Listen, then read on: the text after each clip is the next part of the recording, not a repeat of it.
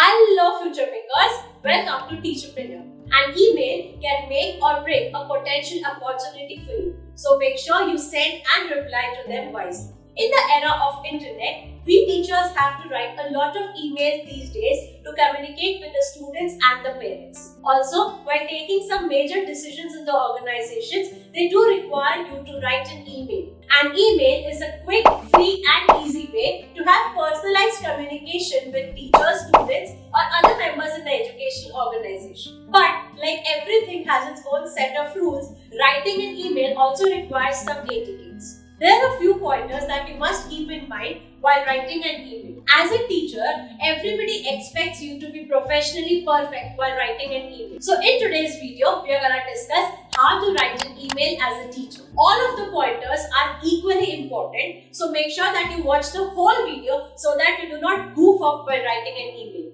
Now what are we waiting for? Let's get started.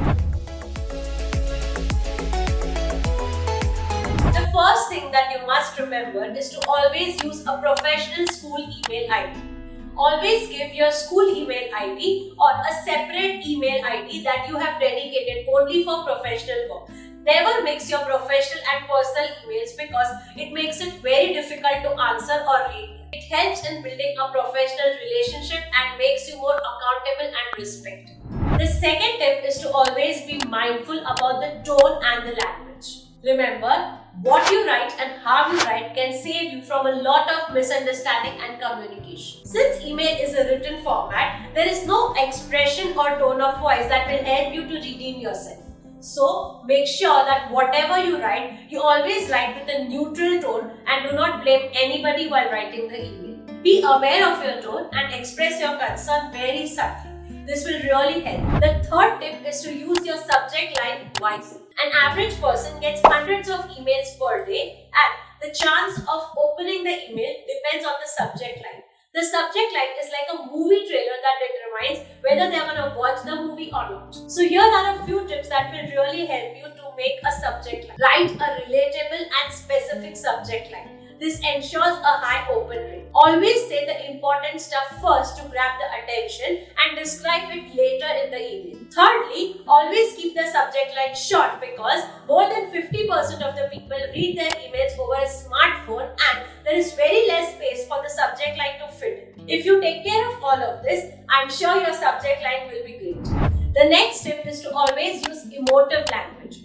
Understand that human beings are emotional. So rather than stating the facts and information, if you take an emotional angle, your email will really reach their heart. Use expressions and feelings so that the students or the parents understand that you really care for them. A good choice of words can help you connect with the person you're writing the email. So use it wisely and emotionally. The next tip is to always hide mass emails. Nobody likes to be a part of the crowd, but enjoys it if it's individualistic. Whenever you're sending a mass email, it's a good practice to hide the recipients of the same email. The famous email option to hide the recipients is to use BCC. This can make the person feel that the email is written to them and not to everyone. The next tip is to always personalize the email. Make sure that you've written the name of the recipient in the email because this makes a huge difference. If you mention their name, they will feel like you're paying attention to them and the email is towards them and them only. And it will make a huge difference in the impact of the message that you've sent. You could take the help of technology and use email softwares that will help you personalize your email and mention the name. But I'm sure that if you use it, it will make a huge difference. The next step is to always use power phrases. It is like a potential step that you take towards building a friendly relationship. It depicts that you give importance to them while keeping your message intact. For example, I'd be happy to help you with this, or let me look into this for you. Such phrases will enhance your power of communication. The next tip is to always proofread your email multiple times. After you've written the email, take some time and after about 10 minutes, keep calm and read that email again as the recipient. Proofreading before hitting that send button will ensure that there are lesser chances of errors in your email. Check for typos, spelling errors, grammatical mistakes. Also check whether it is actually conveying the message that you wanted to convey.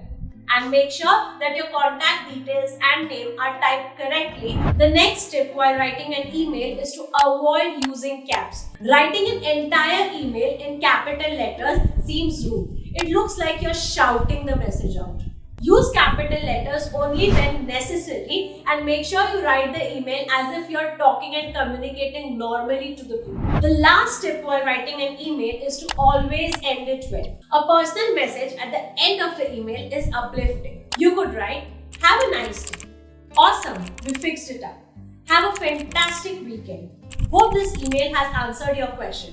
If you have any more queries, you could write back to me." Such phrases will really help in ending the email on a positive note, and they'll be waiting for more such emails in the future. So that's it for today's video. Thank you for watching the whole video.